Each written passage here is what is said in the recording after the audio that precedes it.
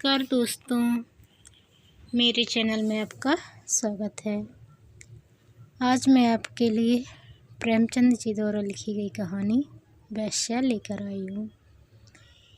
ये कहानी एक वेश्या के सच्चे प्रेम को दर्शाती हुई कहानी है। इसे अंत तक ज़रूर सुनें। तो चलिए शुरू करते हैं। 6 महीने बाद कलकत्ते से घर आने पर दया कृष्ण ने पहला काम जो किया वह अपने प्रिय मित्र सिंगार सह से मातमपुरसी करने जाना था। सिंगार के पिता का आज 3 महीने हुए देहांत हो गया था। दया कृष्ण बहुत व्यस्त रहने के कारण उस समय ना आ सका था। मातमपुरसी की रस्म पत्र लिखकर अदा कर दी थी, लेकिन ऐसा एक दिन भी नहीं बीता कि सिंगार की याद उसे ना आई हो। अभी वह 2-4 महीने और कलकत्ते रहना चाहता था, क्योंकि वह उसने जो कारोबार जारी किया था उसे संगठित रूप में लाने के लिए उसका वहाँ मौजूद रहना जरूरी था, और उसकी थोड़े दिन की गैर हाजिरी से भी हानि की शंका थी। किंतु जब सिंगार की स्त्री लीला का परवाना आ पहुंचा तो वह अपने को रोक न सका। लीला ने साफ साफ तो कुछ न लिखा था, केवल उसे तुरंत बुलाया था, लेकिन दया कृष्ण को पत्र के शब्दों से कुछ ऐसा अनुमान हुआ कि वहाँ की परिस्थिति चिंताजनक है और इस अवसर पर उसका वहाँ पहुँचना जरूरी है। सिंगार संपन्न बाप का बेटा था, बड़ा ही अल्हड़, बड़ा ही जिद्दी, बड़ा ही आराम पसंद। दृढ़ता या लगन उसे छू भी नहीं गई थी। उसकी माँ उसके बचपन ही में मर चुकी थी और बाप ने उसके पालने में नियंत्रण की अपेक्षा स्नेह से ज़्यादा काम लिया था। उसे कभी दुनिया की हवा नहीं लगने दी। उद्योग भी कोई वस्तु है यह वह जानता ही न था। उसकी महज इशारे पर हर एक चीज़ सामने आ जाती थी। वह जवान बालक था जिसमें न अपने विचार थे न सिद्धांत। कोई भी आदमी उसे बड़ी आसानी से अपने कपट बाणों का निशाना बना सकता था। मुख्तारों और मुनीमों के दाव पेच समझना उसके लिए लोहे के चने चबाना था। उसे किसी ऐसे समझदार और हितैषी मित्र की ज़रूरत थी जो स्वार्थियों के हथकंडों से उसकी रक्षा करे। दया कृष्ण पर इस घर के बड़े बड़े एहसान थे। उस दोस्ती का हक अदा करने के लिए उसका आना आवश्यक था। मुँह हाथ धोकर सिंगार सह के घर पर ही भोजन का इरादा करके दया कृष्ण उससे मिलने चला। 9 बज गए थे। हवा और धूप में गर्मी आने लगी थी। सिंगार से उसकी खबर पाते ही बाहर निकल आया। दया कृष्ण उसे देखकर चौंक पड़ा। लंबे लंबे केसों की जगह उसके सिर पर घुंघराले बाल थे। वह सिख था। आड़ी मांग निकली हुई आँखों में ना आंसू थे न शोक का कोई दूसरा चिन्ह।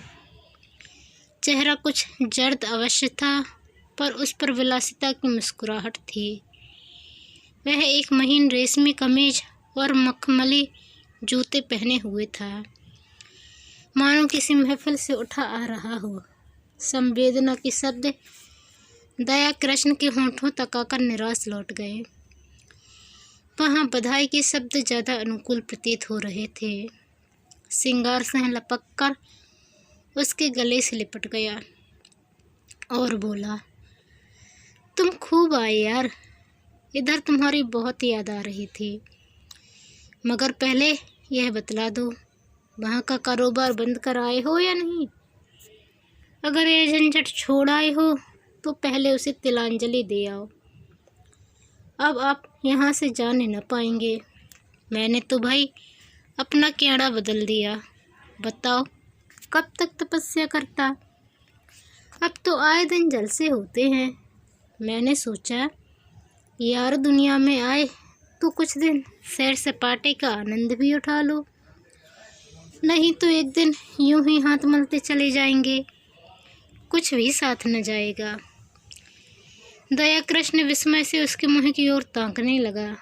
यह वही श्रृंगार है या कोई और? बाप के मरते ही इतनी तब्दीली। दोनों मित्र कमरे में गए और सोफे पर बैठे।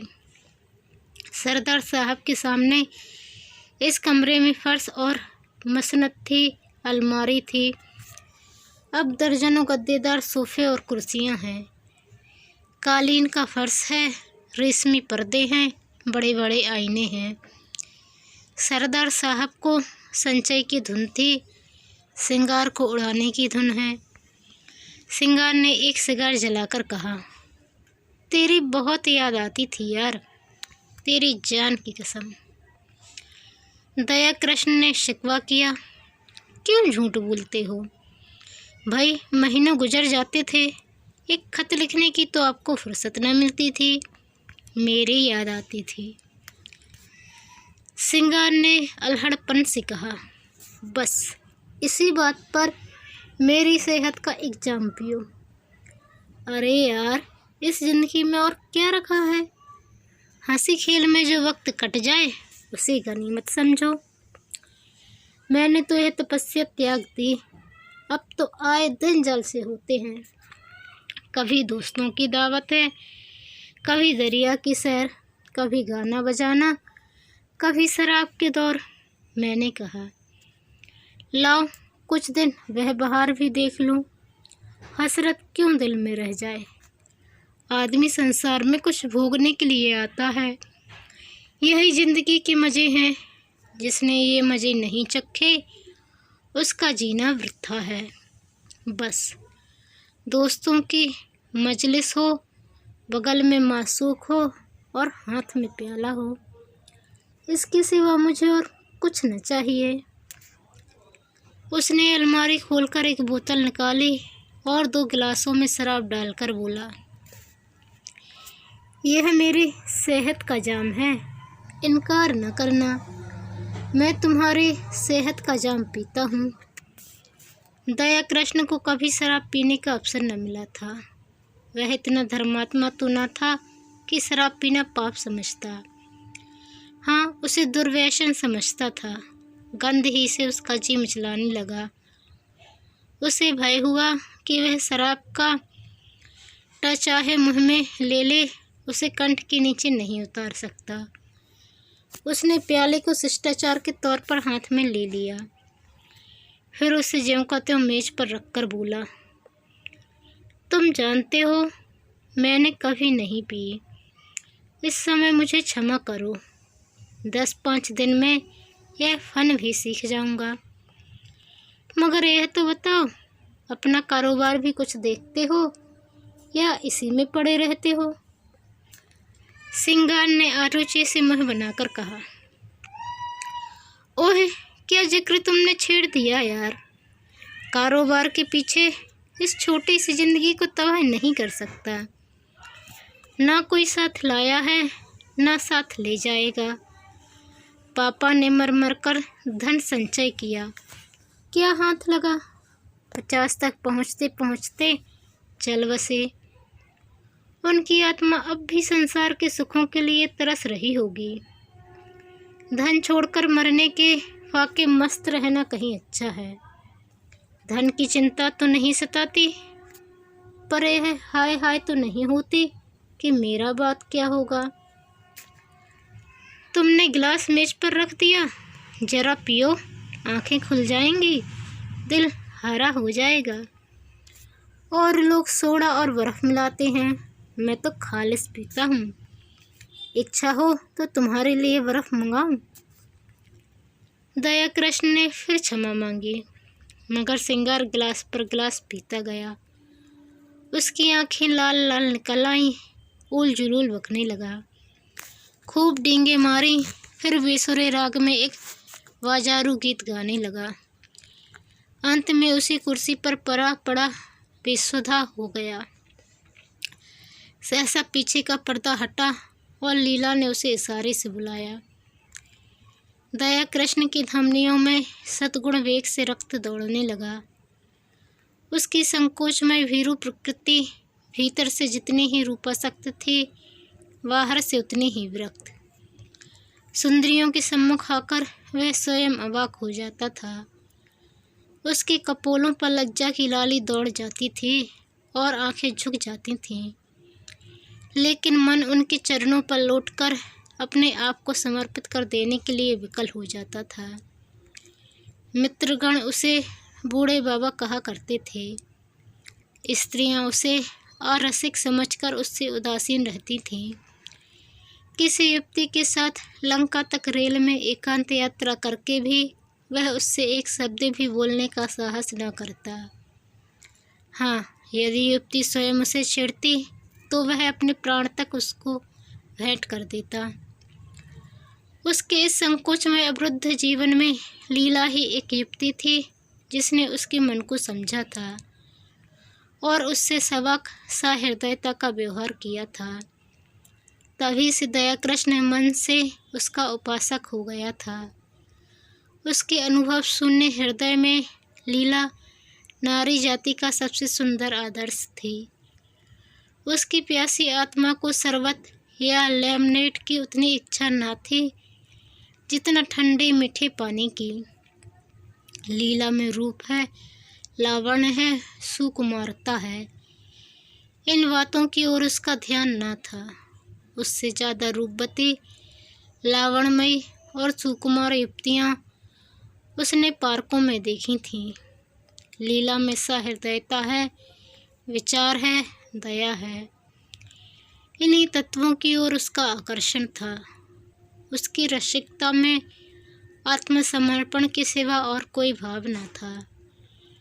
लीला के किसी आदेश का पालन करना उसकी सबसे बड़ी कामना थी।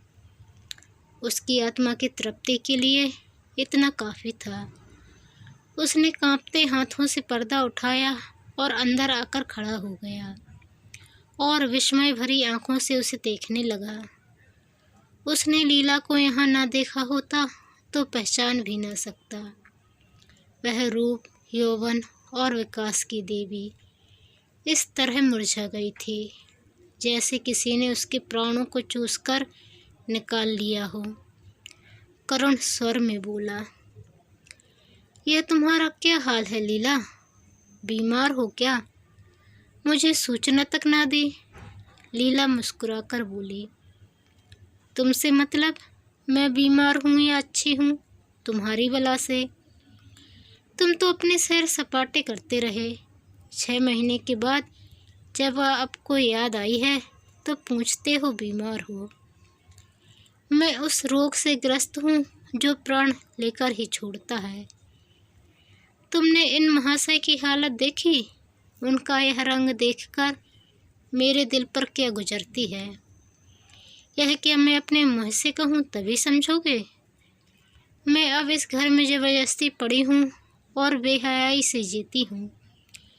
किसी को मेरी चाहे या चिंता नहीं है। पापा के मरे मेरा सुहाग ही उठ गया। कुछ समझती हूँ तो बेवकूफ़ बनाई जाती हूँ। रात रात भर ना जाने कहाँ गायब रहते हैं। जब देखो नशे में मस्त, हफ्तों घर में नहीं आते कि 2 बातें कर लूँ। अगर इनके यही ढंग रहे तो 1-2 साल में रोटियों के मोहताज हो जाएंगे। दया कृष्ण ने पूछा, यह लत इन्हें कैसे पड़ गई? ये बातें तो इनमें ना थीं।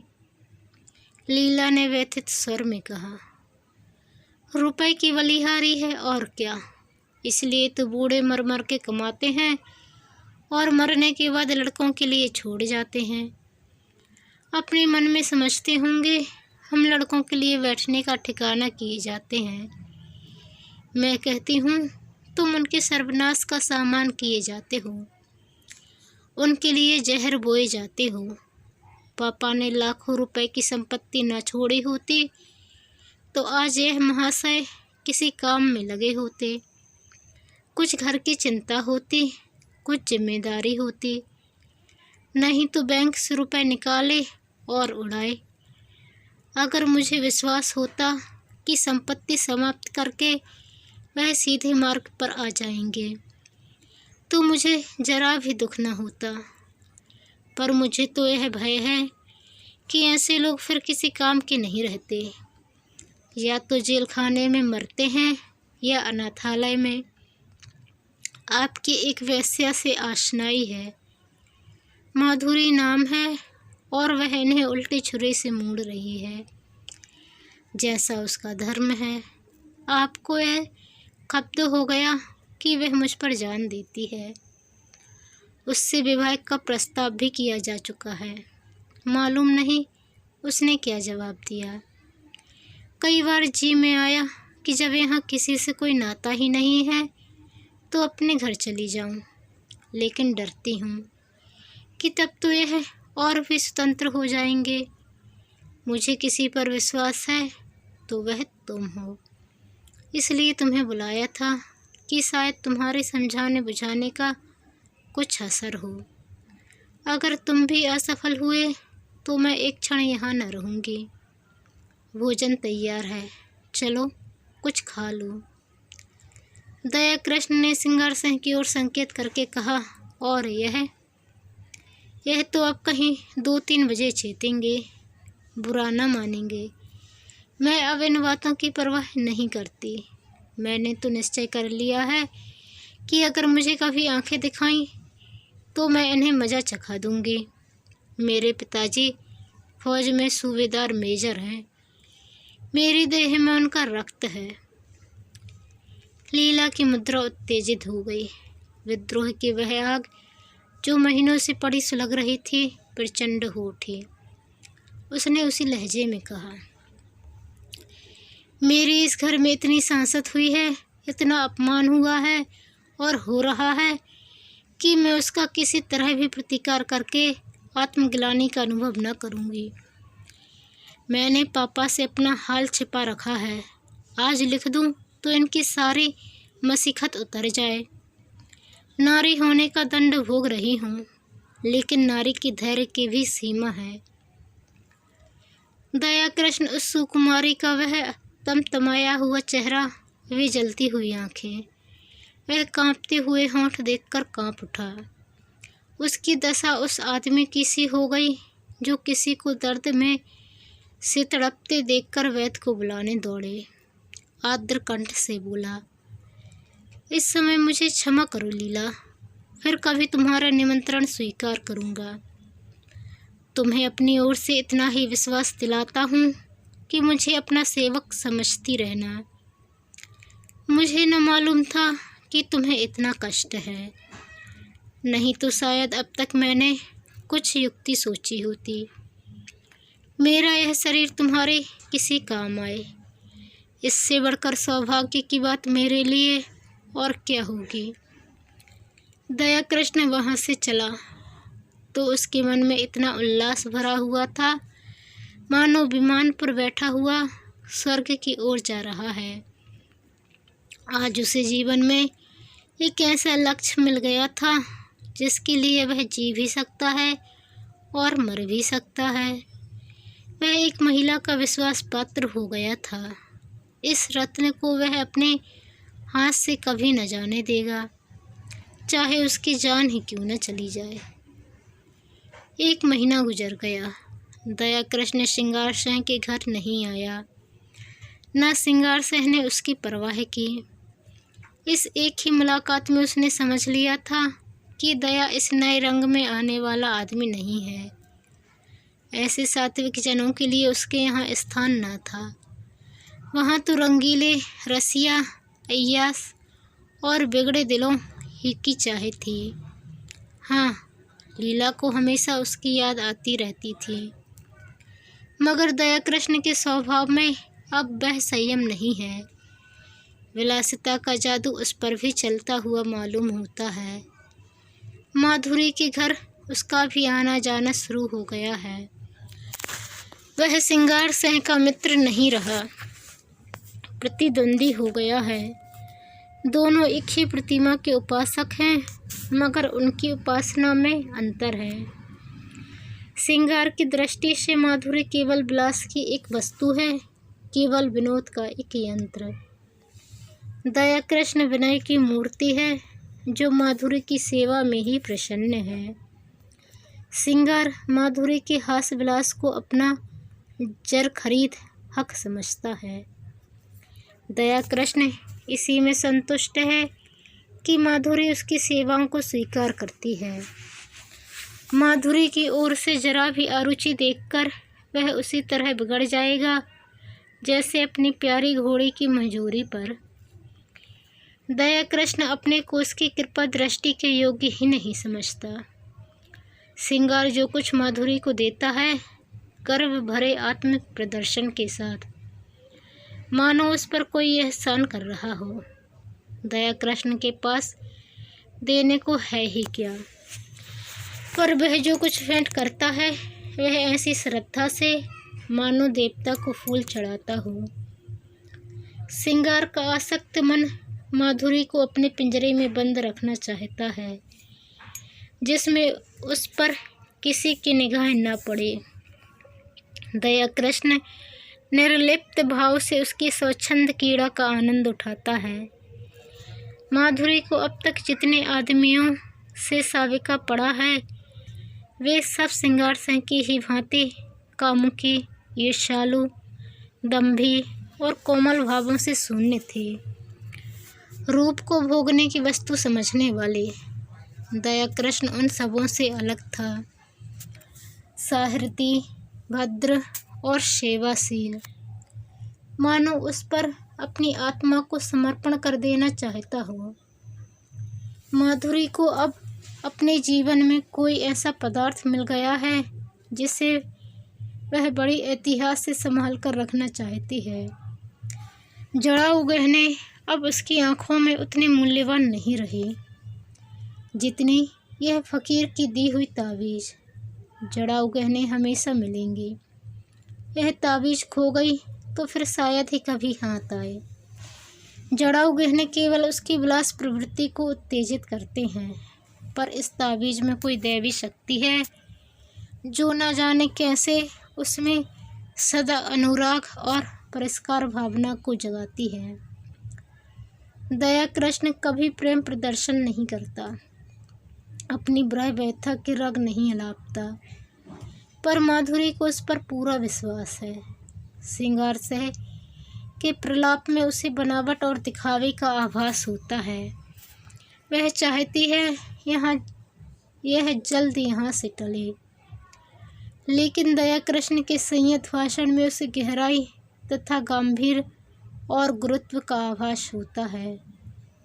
औरों की वह प्रेमिका है, लेकिन दया कृष्ण की आशिक, जिसके कदमों की आहट पाकर उसके अंदर एक तूफान उठने लगता है। उसके जीवन में यह नई अनुभूति है। अब तक वह दूसरों के भोग की वस्तु थी, अब कम से कम एक प्राणी की दृष्टि में वह आदर और प्रेम की वस्तु है। सिंगार सिंह को जब से दया कृष्ण के इस प्रेम अभिनय की सूचना मिली है वह उसके खून का प्यासा हो गया है। ईर्ष्याग्नि में फूंका जा रहा है। उसने दया कृष्ण के पीछे कई सौदे लगा रखे हैं कि वे उसे जहाँ पाए उसका काम तमाम कर दें। वह खुद पिस्तौल लिए उसकी टोहे में रहता है। दया कृष्ण इस खतरे को समझता है, जानता है अपने नियत समय पर माधुरी के पास विला नागा आ जाता है। मालूम होता है उसे अपनी जान का कुछ भी मोह नहीं है। सोहदे उसे देखकर क्यों कतरा जाते हैं, मौका पाकर भी क्यों उस पर वार नहीं करते, इसका रहस्य वह नहीं समझता। एक दिन माधुरी ने उससे कहा, कृष्ण जी तुम यहाँ न आया करो, तुम्हें तो पता नहीं है पर यहाँ तुम्हारे 20 दुश्मनों हैं। मैं डरती हूँ कि किसी दिन कोई बात ना हो जाए। शिशिर की तुषार मंडित संध्या थी। माधुरी एक कश्मीरी साल ओढ़े अंगीठी के सामने बैठी हुई थी। कमरे में बिजली का रजत प्रकाश फैला हुआ था। दया कृष्ण ने देखा, माधुरी की आंखें सजल हो गई हैं और वह मुँह फेरकर उन्हें दया कृष्ण से छिपाने की चेष्टा कर रही है। पर दर्शन और सुख भोग करने वाली रमणी क्यों इतना संकोच कर रही है, यह उसका अनाड़ी मन न समझ सका। हाँ, माधुरी की गोरी प्रसन्न संकोचहीन मुख पर लज्जा मिश्रित मधुरिमा की ऐसी छटा उसने कभी न देखी थी। आज उसने उस मुख पर कुलवधू की भीरू आकांक्षा और दृढ़ वात्सल्य देखा और उसके अभिनय में सत्य का उदय हो गया। उसने स्थिर भाव से जवाब दिया, मैं तो किसी की बुराई नहीं करता, मुझसे किसी को क्यों बैर होने लगा। मैं यहाँ किसी का बाधक नहीं, किसी का विरोधी नहीं। दाता के द्वार पर सभी भिक्षुक जाते हैं, अपना अपना भाग्य है। किसी को एक चुटकी मिलती है, किसी को पूरा थाल। कोई क्यों किसी से जले। अगर किसी पर तुम्हारी विशेष कृपा है तो मैं उसे भाग्यशाली समझकर उसका आदर करूँगा, जलूं क्यों। माधुरी ने स्नेह कातर स्वर में कहा, जी नहीं, आप कल से न आया कीजिए। दया कृष्ण मुस्कुराकर बोला, तुम मुझे यहाँ आने से नहीं रोक सकती। भिक्षुक को तुम दुत्कार सकती हो, द्वार पर आने से नहीं रोक सकती। माधुरी स्नेह की आंखों से उसे देखने लगी, फिर बोली, क्या सभी आदमी तुम ही जैसे निष्कपट हैं? तो फिर मैं क्या करूं?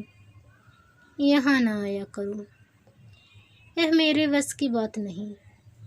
माधुरी एक क्षण तक विचार करके बोली, एक बात कहूँ, मानोगे? चलो हम तुम किसी दूसरे नगर की राह लें, केवल इसलिए कि कुछ लोग मुझसे खार खाते हैं। खार नहीं खाते, तुम्हारी जान के ग्राहक हैं। दया कृष्ण उसी अविचलित भाव से बोला, जिस दिन प्रेम का यह पुरस्कार मिलेगा वह मेरे जीवन का नया दिन होगा। माधुरी, इससे अच्छी मृत्यु और क्या हो सकती है। तब मैं तुमसे पृथक न रहकर तुम्हारे मन में, तुम्हारी स्मृति में रहूँगा। माधुरी ने कोमल हाथ से उसके गाल पर थपकी दी। उसकी आंखें भर आई थीं। इन शब्दों में जो प्यार भरा हुआ था वह जैसे पिचकारी की धार की तरह उसके हृदय में समा गया। ऐसी विकल वेदना, ऐसा नशा, इसे वह क्या कहे। उसने करुण स्वर में कहा, ऐसी बातें ना किया करो कृष्ण, नहीं तो मैं सच कहती हूँ, एक दिन जहर खाकर तुम्हारे चरणों पर सो जाऊंगी। तुम्हारे इन शब्दों में न जाने क्या जादू था कि मैं जैसे फूंक उठी। अब आप खुदा के लिए यहाँ न आया कीजिए, नहीं तो देख लेना, मैं एक दिन प्राण दे दूंगी। तुम क्या जानो, हत्यारा सिंगार किस बुरी तरह तुम्हारे पीछे पड़ा हुआ है। मैं उसके सुहृदों की खुशामद करते करते हार गई।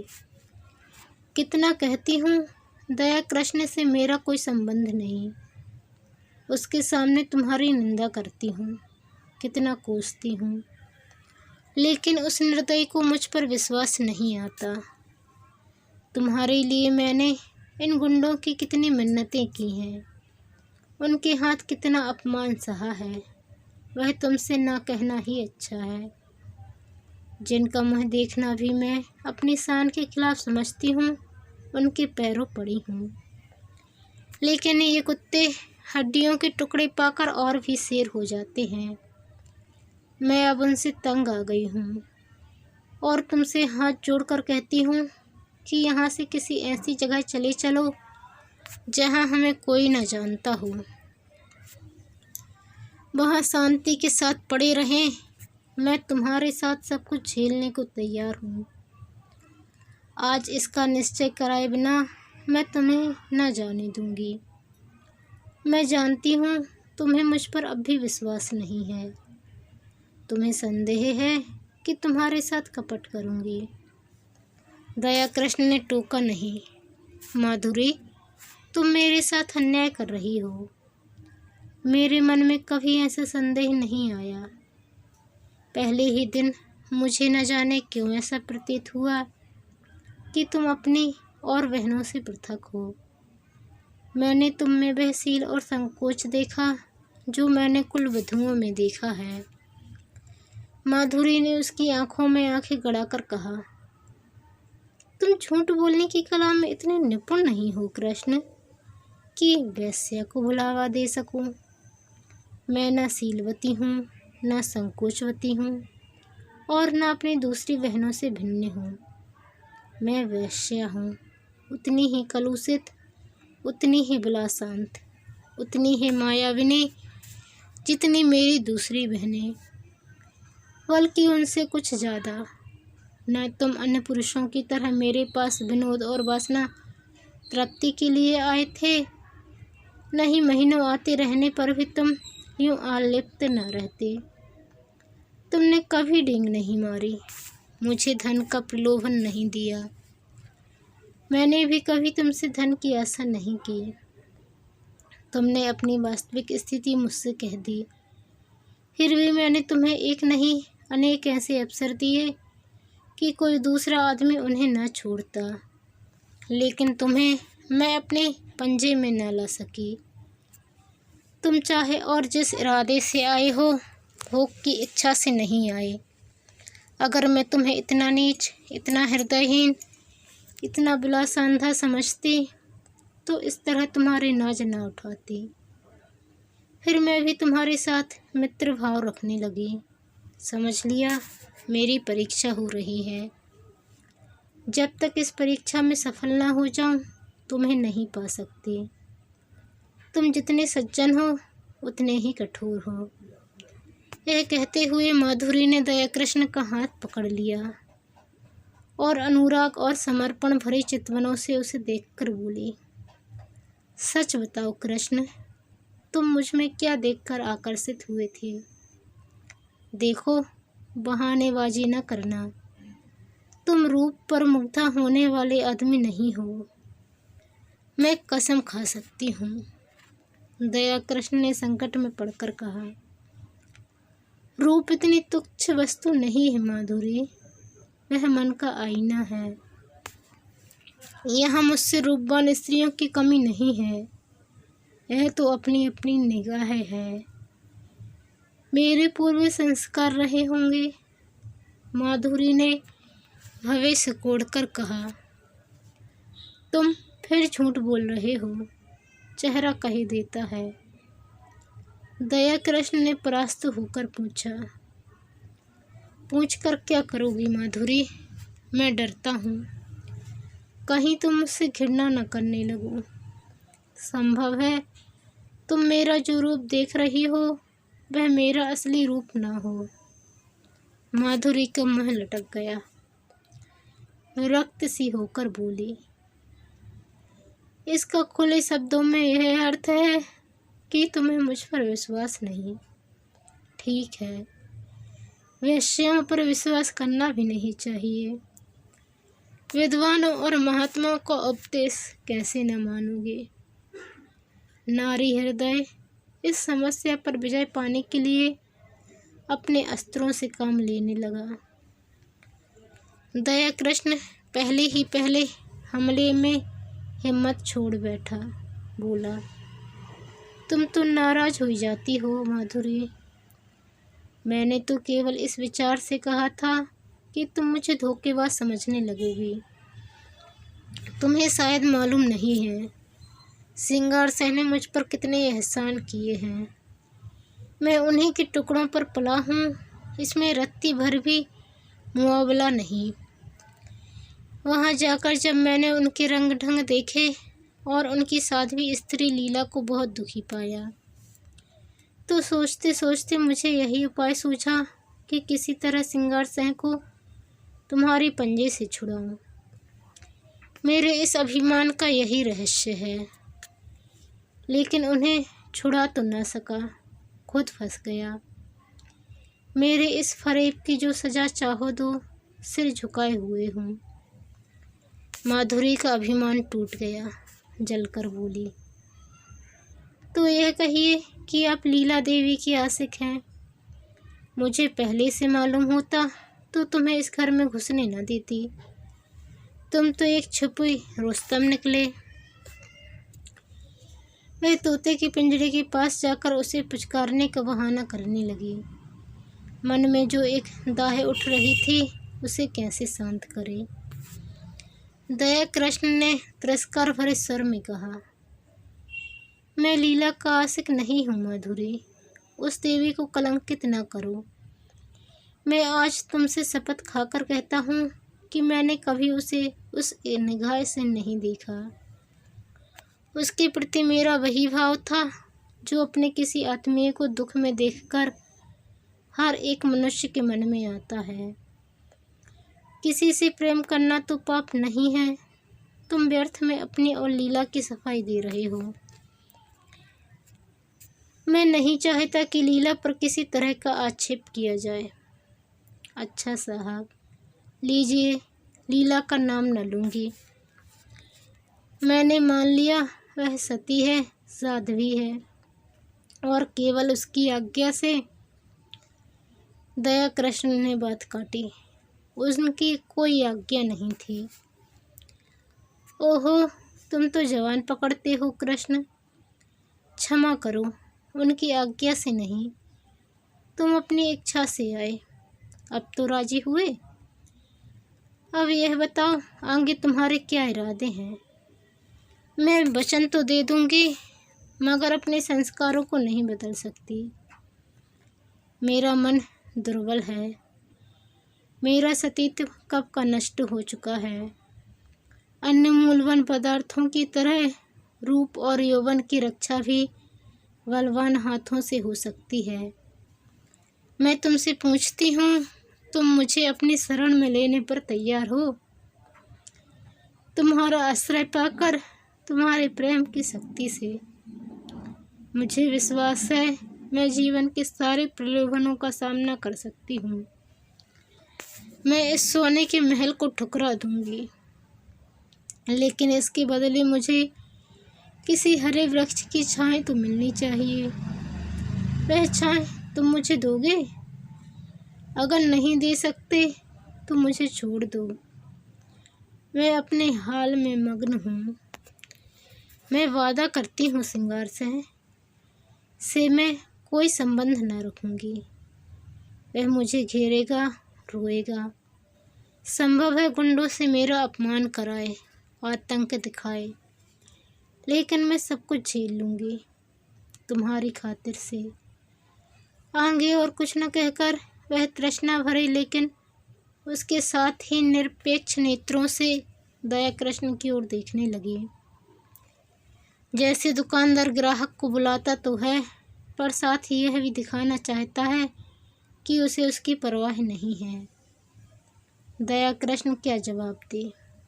संघर्षमय संसार में वह अभी केवल एक कदम टिका पाया है। उधर वह अंगुल भर जगह भी उससे छिन गई है। शायद जोर मारकर वह स्थान पा जाए, लेकिन वहाँ बैठने की जगह नहीं, और एक दूसरे प्राणी को लेकर तो वह खड़ा भी नहीं रह सकता। अगर मान लिया जाए कि अदम उद्योग से दोनों के लिए स्थान निकाल लेगा, तो आत्म सम्मान को कहाँ ले जाए। संसार क्या कहेगा। लीला क्या फिर उसको मुँह देखना चाहेगी। श्रृंगार से वह फिर आंखें मिला सकेगी। यह भी छोड़ो। लीला अगर उसे पति समझती है, समझे। श्रृंगार अगर उससे जलता है तो जले, उसे इसकी परवाह नहीं। लेकिन अपने मन को क्या करे।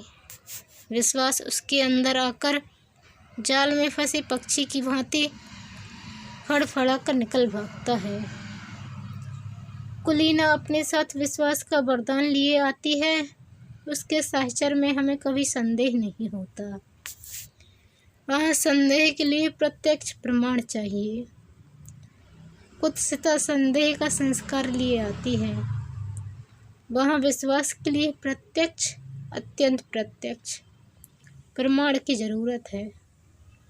उसने नम्रता से कहा, तुम जानती हो मेरी क्या हालत है? हाँ, खूब जानती हूँ। और उस हालत में तुम प्रसन्न रह सकोगी? तुम ऐसा प्रश्न क्यों करते हो कृष्ण? मुझे दुख होता है। तुम्हारे मन में जो संदेह है वह मैं जानती हूँ, समझती हूँ। मुझे भ्रम हुआ था कि तुमने भी मुझे जान लिया है, समझ लिया है। अब मालूम हुआ मैं धोखे में थी। वह उठकर वहाँ से जाने लगी।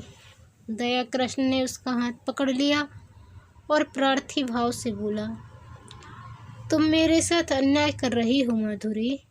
मैं सत्य कहता हूँ, ऐसी कोई बात नहीं है। माधुरी ने खड़े खड़े विरक्त मन से कहा, तुम झूठ बोल रहे हो, बिल्कुल झूठ। तुम अब भी मन से यह स्वीकार नहीं कर रहे हो कि कोई स्त्री स्वेच्छा से रूप का व्यवसाय नहीं करती। पैसे के लिए अपनी लज्जा को उघाड़ना तुम्हारी समझ में कुछ ऐसी आनंद की बात है जिसे वेश्या शौक से करती है। तुम वेश्या में स्त्रीत्व का होना संभव से बहुत दूर समझते हो। तुम इसकी कल्पना ही नहीं कर सकते कि वह क्यों अपने प्रेम में स्थिर नहीं होती। तुम नहीं जानते कि प्रेम के लिए उसके मन में कितनी व्याकुलता होती है, और जब वह सौभाग्य से उसे पा जाती है तो किस तरह प्राणों की भांति उसे संचित रखती है। खारे पानी के समुद्र में मीठे पानी का छोटा सा पात्र कितना प्रिय होता है, इसे वह क्या जाने जो मीठे पानी के मटके उड़ेलता रहता हो। दया कृष्ण कुछ ऐसे असमंजस में पड़ा हुआ था कि उसके मुँह से एक भी शब्द न निकला। उसके मन में जो शंका चिंगारी की भांति छिपी हुई है वह बाहर निकलकर कितनी भयंकर ज्वाला उत्पन्न कर देगी। उसने कपट का जो अभिनय किया था, प्रेम का जो सॉन्ग रचा था, उसकी गिलानी उसे और भी व्यथित कर रही थी। सहसा माधुरी ने निष्ठुरता से पूछा, तुम यहाँ क्यों बैठे हो? दया कृष्ण ने अपमान को पीकर कहा, मुझे सोचने के लिए कुछ समय दो माधुरी। क्या सोचने के लिए? अपना कर्तव्य। मैंने अपना कर्तव्य सोचने के लिए तो तुमसे समय नहीं मांगा। तुम अगर मेरे उद्धार की बात सोच रहे हो तो उसे दिल से निकाल डालो। मैं भ्रष्टा हूँ और तुम साधुता के पुतले हो। जब तक यह भाव तुम्हारे अंदर रहेगा मैं तुमसे उसी तरह बात करूँगी जैसे औरों के साथ करती हूँ। अगर भ्रष्ट हूँ तो जो लोग यहाँ अपना मुँह काला करने आते हैं वे कुछ कम भ्रष्ट नहीं हैं। तुम जो एक मित्र की स्त्री पर दांत लगाए हुए हो, तुम जो एक सरला अबला के साथ झूठे प्रेम का सॉन्ग करते हो, तुम्हारे हाथों अगर मुझे स्वर्ग भी मिलता हो तो उसे ठुकरा दूं। दया कृष्ण ने लाल आंखें करके कहा, तुमने फिर वही आक्षेप किया? माधुरी तिलमिला उठी। उसकी रही सही मृदुता भी ईर्ष्या के उमड़ते हुए प्रवाह में समा गई।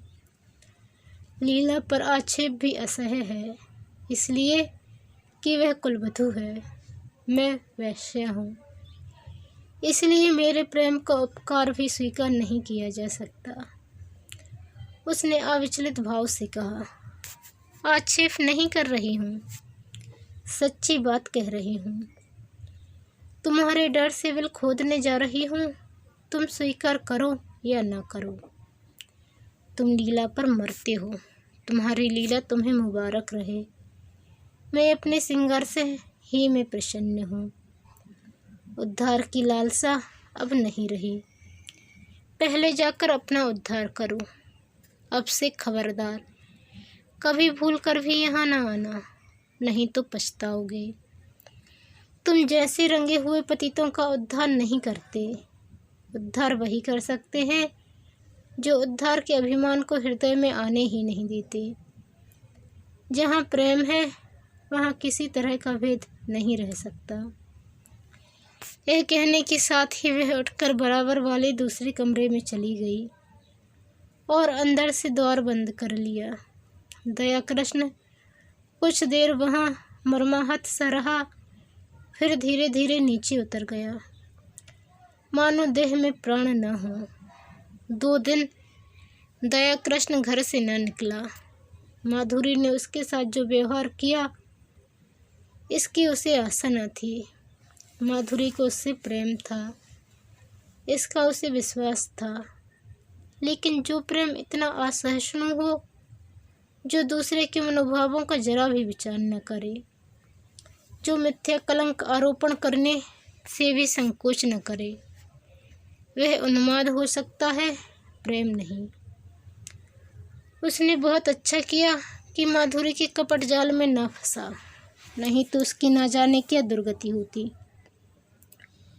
पर दूसरे क्षण उसके भाव बदल जाते और माधुरी के प्रति उसका मन कोमलता से भर जाता। अब वह अपनी अनुदारता पर, अपनी संकीर्णता पर पछताता। उसे माधुरी पर संदेह करने का कोई कारण न था। ऐसी दशा में ईर्ष्या स्वाभाविक है, और वह ईर्ष्या ही क्या जिसमें डंक न हो, विष न हो। मानस समाज उसकी निंदा करता। यह भी मान लिया कि माधुरी सती भार्या न होती, कम से कम श्रृंगार से तो उसके पंजे से निकल जाता। दया कृष्ण के सिर से ऋण का भार तो कुछ हल्का हो जाता, लीला का जीवन तो सुखी हो जाता। सहसा किसी ने द्वार खटखटाया। उसने द्वार खोला तो श्रृंगार से सामने खड़ा था, बाल बिखरे हुए, कुछ अस्त व्यस्त। दया कृष्ण ने हाथ मिलाते हुए पूछा, क्या पाँव ही पाँव आ रहे हो? मुझे क्यों न बुला लिया? श्रृंगार ने उसे चुभती हुई आंखों से देखकर कहा, मैं तुमसे ये पूछने आया हूँ कि माधुरी कहाँ है? अवश्य तुम्हारे घर में होगी। क्यों अपने घर पर होगी? मुझे क्या खबर है? मेरे घर क्यों आने लगी? इन बहानों से काम न चलेगा, समझ गए? मैं कहता हूँ मैं तुम्हारा खून पी जाऊंगा, वरना ठीक ठीक बता दो वह कहाँ गई। मैं बिल्कुल कुछ नहीं जानता, तुम्हें विश्वास दिलाता हूँ। मैं तो 2 दिन से घर से निकला ही नहीं। रात को मैं उसके पास था, सवेरे मुझे उसका यह पत्र मिला। मैं उसी वक्त दौड़ा हुआ उसके घर गया, वहाँ उसका पता न था। नौकरों से इतना मालूम हुआ, टांगे पर बैठकर कहीं गई है। कहाँ गई है यह कोई न बता सका। मुझे शक हुआ यहाँ आई होगी। जब तक तुम्हारे घर की तलाशी ना ले लूँगा मुझे चैन न आएगी। उसने मकान का एक एक कोना देखा, तख्त के नीचे, अलमारी के पीछे, तब निराश होकर बोला, बड़ी बेवफा और मैयाकार औरत है। जरा इस खत को पढ़ो। दोनों फर्श पर बैठ गए। दया कृष्ण ने पत्र लेकर पढ़ना शुरू किया। सरदार साहब, मैं आज कुछ दिनों के लिए यहाँ से जा रही हूँ। कब लौटूंगी कुछ नहीं जानती, कहाँ जा रही हूँ यह भी नहीं जानती। जा इसलिए रही हूँ कि इस बेशर्मी और बेहयाई की ज़िंदगी से मुझे घृणा हो रही है, और घृणा हो रही है उन लंपटों से जिनके कुलसित विलास का मैं खिलौना थी और जिनमें तुम मुख्य हो।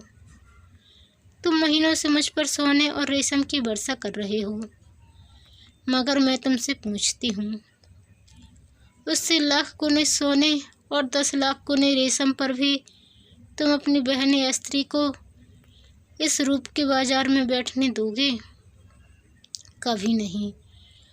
उन देवियों में कोई ऐसी वस्तु है जिसे तुम संसार भर की दौलत से भी मूल्यवान समझते हो, लेकिन जब तुम शराब के नशे में चूर अपने एक एक अंग में काम का उन्माद भरे आते थे, तो तुम्हें कभी ध्यान आता था कि तुम उसी अमूल्य वस्तु को किस निर्दयता के साथ पैरों से कुचल रहे हो? कभी ध्यान आता था कि अपने कुल देवियों को इस अवस्था में देखकर तुम्हें कितना दुख होता? कभी नहीं। यह उन गीदड़ों और गिद्धों की मनोवृत्ति है जो किसी लाश को देखकर चारों ओर से जमा हो जाते हैं और उसे नोच नोच कर खाते हैं। यह समझ रखो, नारी अपना बस रहते हुए कभी पैसों के लिए अपने को समर्पित नहीं करती। यदि वह ऐसा कर रही है तो समझ लो कि उसके लिए और कोई आश्रय और कोई आधार नहीं है। और पुरुष इतना निर्लज है कि उसकी दुरावस्था से भी अपनी वासना तृप्त करता है, और इसके साथ ही इतना निर्दय कि उसके माथे पर पतिता का कलंक लगाकर उसे उसी दुरावस्था में मरते देखना चाहता है। क्या वह नारी है?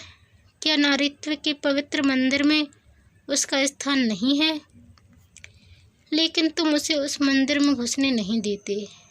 उसके स्पर्श से मंदिर की प्रतिमा भ्रष्ट हो जाएगी। खैर, पुरुष समाज जितना अत्याचार चाहे कर ले, हम असहाय हैं, आत्माभिमान को भूल बैठी हैं।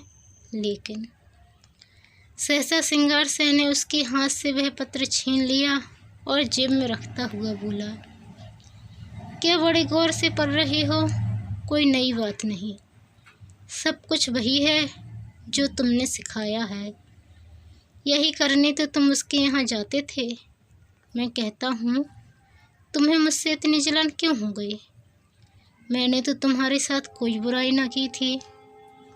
इस साल भर में मैंने माधुरी पर 10,000 से कम न फूंके होंगे।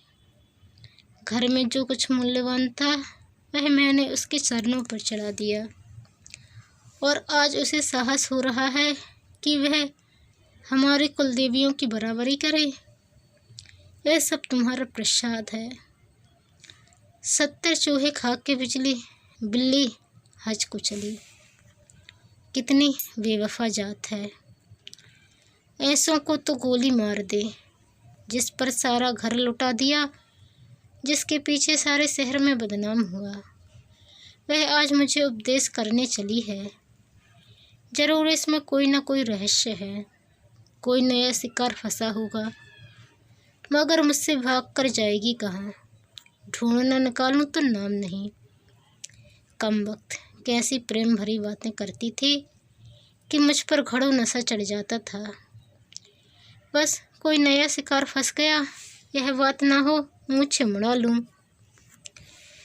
दया कृष्ण उसके सफाचट चेहरे की ओर देखकर मुस्कुराया।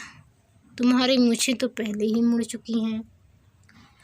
इस हल्के से विनोद ने जैसे सिंगार सेन के घाव पर मलहम रख दिया। वह वेसायरों, सामान, घर, वह फटा फर्श, ये टूटी फूटी चीज़ें देखकर उसे दया कृष्ण पर दया आ गई। चोट की तिलमिलाहट में वह जवाब देने के लिए ईंट पत्थर ढूंढ रहा था, पर अब चोट ठंडी पड़ गई थी और दर्द घनीभूत हो रहा था।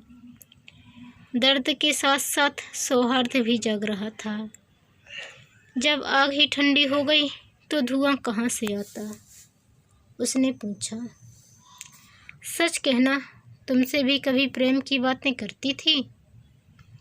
दया कृष्ण ने मुस्कुराते हुए कहा। मुझसे? मैं तो खाली उसकी सूरत देखने जाता था। सूरत देखकर दिल पर काबू तो नहीं रहता। यह तो अपनी अपनी रुचि है मोहिनी। देखते ही कलेजे पर छुरी चल जाती है, मगर कलेजे पर तो कभी छुरी नहीं चली। यही इच्छा होती थी कि इसके पैरों पर गिर पड़ूं। इसी शायरी ने तो यह अनर्थ किया। तुम जैसे बुद्धुओं को किसी देहातन से शादी करके रहना चाहिए। चले थे वैश्या से प्रेम करने। एक क्षण के बाद उसने फिर कहा, मगर है बेवफा मक्कार।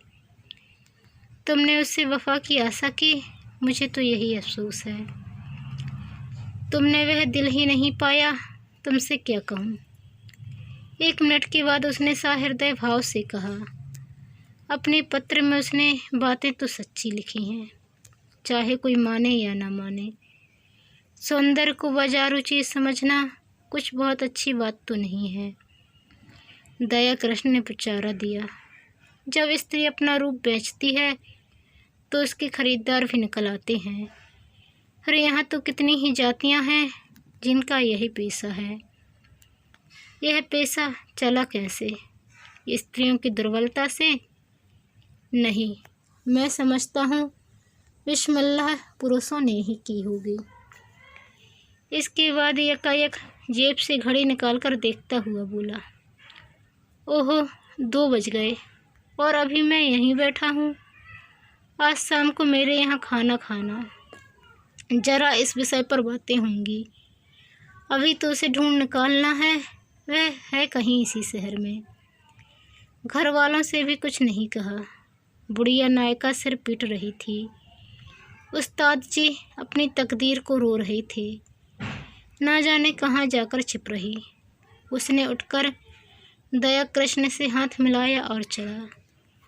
दया कृष्ण ने पूछा, मेरी तरफ से तो तुम्हारा दिल साफ हो गया? सिंगार ने पीछे फिरकर कहा, हुआ भी और नहीं भी हुआ, और बाहर निकल गया। 7-8 दिन तक सिंगार सिंह ने सारा शहर छाना, पुलिस में रिपोर्ट की, समाचार पत्रों में नोटिस छपाई, अपने आदमी दौड़ाए, लेकिन माधुरी का कुछ भी सुराग न मिला कि फिर महफिल गर्म होती। मित्र वृंद सुबह शाम हाजिरी देने आते और अपना सुमह लेकर लौट जाते। सिंगार के पास उनके साथ गपशप करने का समय न था।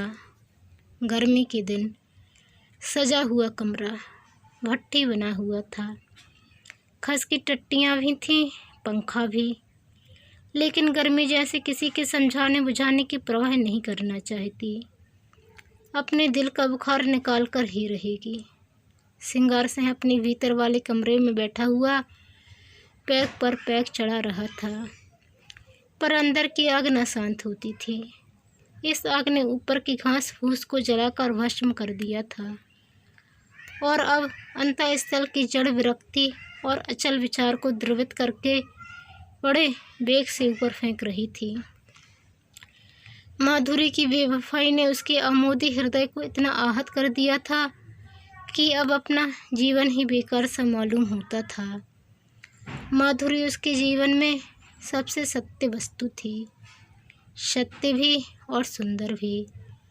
उसके जीवन की सारी रेखाएं इसी बिंदु पर आकर जमा हो जाती थीं। वह बिंदु एकाएक पानी की बुलबुले की भांति मिट गया और अब वे सारी रेखाएं, वे सारी भावना, वे सारी मृदु स्मृतियाँ उन झल्लाई हुई मधुमक्खियों की तरह भनभनाती फिरती थीं जिनका छत्ता जला दिया गया हो। जब माधुरी ने कपट व्यवहार किया तो और किससे कोई आशा की जाए? इस जीवन ही में क्या है? आम में रस ही ना रहा तो गुठली किस काम की? लीला कई दिनों से महफिल में सन्नाटा देखकर चकित हो रही थी। उसने कई महीनों से घर के किसी विषय में बोलना छोड़ दिया था। बाहर से जो आदेश मिलता था उसे बिना कुछ कहे सुने पूरा करना ही उसके जीवन का क्रम था। वीतराग सी हो गई थी, न किसी से वास्ता था न सिंगार से। मगर इस कई दिन के सन्नाटे ने उसके उदास मन को भी चिंतित कर दिया। चाहती थी कि कुछ पूछूं, लेकिन पूछे कैसे? मान लो झूठ जाता। मान ही किस बात का? मान तब करे जब कोई उसकी बात पूछता हो। मान अपमान से प्रयोजन नहीं। नारी ही क्यों हुई? उसने धीरे धीरे कमरे का पर्दा हटाकर अंदर झांका। देखा सिंगार सिंह सोफा पर चुपचाप लेटा हुआ है, जैसे कोई पक्षी सांझ के सन्नाटे में परों में मुँह छिपाए बैठा हो। समीप आकर बोली, मेरे मुँह पर ताला डाल दिया गया है, लेकिन क्या करूं? बिना बोले रहा नहीं जाता। कई दिन से सरकार की महफिल में सन्नाटा क्यों है? तबीयत तो अच्छी है। सिंगार ने उसकी ओर आंखें उठाईं। उनमें व्यथा भरी हुई थी। कहा, तुम अपने मैके क्यों नहीं चली जाती लीला? आपकी जो आज्ञा, पर यह तो मेरे प्रश्न का उत्तर न हुआ। वह कोई बात नहीं, मैं बिल्कुल अच्छा हूँ। ऐसे बेहयाओं को मौत भी नहीं आती। अब इस जीवन से जी भर गया। कुछ दिनों के लिए बाहर जाना चाहता हूँ। तुम अपने घर चली जाओ तो मैं निश्चिंत हो जाऊँ। भला आपको मेरी इतनी चिंता तो है। अपने साथ जो कुछ ले जाना चाहती हो ले जाओ। मैंने इस घर की चीज़ों को अपना समझना छोड़ दिया है। मैं नाराज़ होकर नहीं कह रहा हूँ लीला, ना जाने कब लौटूं। तुम यहाँ अकेले कैसे रहोगे? कई महीने के बाद लीला ने पति की आंखों में स्नेह की झलक देखी। मेरा विवाह तो इस घर की संपत्ति से नहीं हुआ है, तुमसे हुआ है। जहाँ तुम रहोगे वहीं मैं भी रहूँगी। मेरे साथ तो अब तक तुम्हें रोना ही पड़ा। लीला ने देखा, सिंगार की आंखों में आंसू की एक बूंद नीले आकाश में चंद्रमा की तरह गिरने गिरने को हो रही थी। उसका मन भी पुलकित हो उठा। महीनों की क्षुधा अग्नि में जलने के बाद अट्र का एक दाना पाकर वह उसे कैसे ठुकरा दे? पेट नहीं भरेगा, कुछ भी नहीं होगा, लेकिन उस दाने को ठुकराना क्या उसके बस की बात थी? उसने बिल्कुल पास आकर अपने अध्यचल को उसके समीप ले जाकर कहा, मैं तो तुम्हारी हो गई। हंसाओगे हंसूंगी, रुलाओगे रोऊंगी, रखोगे तो रहूंगी, निकालोगे तो भी रहूंगी। मेरा घर तुम हो, धर्म तुम हो। अच्छी हूँ तो तुम्हारी हूँ, बुरी हूँ तो तुम्हारी हूँ। और दूसरे क्षण सिंगार के विशाल सीने पर उसका सिर रखा हुआ था और उसके हाथ थे लीला की कमर में। दोनों के मुख पर हर्ष की लाली थी, आंखों में हर्ष के आंसू और मन में एक ऐसा तूफान जो उन्हें न जाने कहाँ उड़ा ले जाएगा। एक क्षण के बाद सिंगार ने कहा, तुमने कुछ सुना? माधुरी भाग गई और पगला दयाकृष्ण उसकी खोज में निकला। लीला को विश्वास न आया। दयाकृष्ण? हाँ जी, जिस दिन वह भागी है उसके दूसरे ही दिन वह भी चल दिया। वह तो ऐसा नहीं है। और माधुरी क्यों भागी? दोनों में प्रेम हो गया था। माधुरी उसके साथ रहना चाहती थी, वह राजी न हुआ। लीला ने एक लंबी सांस ली। दयाकृष्ण के वे शब्द याद आए जो उसने कई महीने पहले कहे थे। दयाकृष्ण की वे याचना भरी आंखें उसके मन को महसूसने लगीं। सहसा किसी ने बड़े जोर से द्वार खोला और धड़धड़ाता हुआ भीतर वाले कमरे के द्वार पर आ गया। सिंगार ने चकित होकर कहा, अरे तुम्हारी यह क्या हालत है कृष्णा? किधर से आ रहे हो? दयाकृष्ण की आंखें लाल थीं, सिर और मुंह पर गर्द जमी हुई, चेहरे पर घबराहट जैसे कोई दीवाना हो।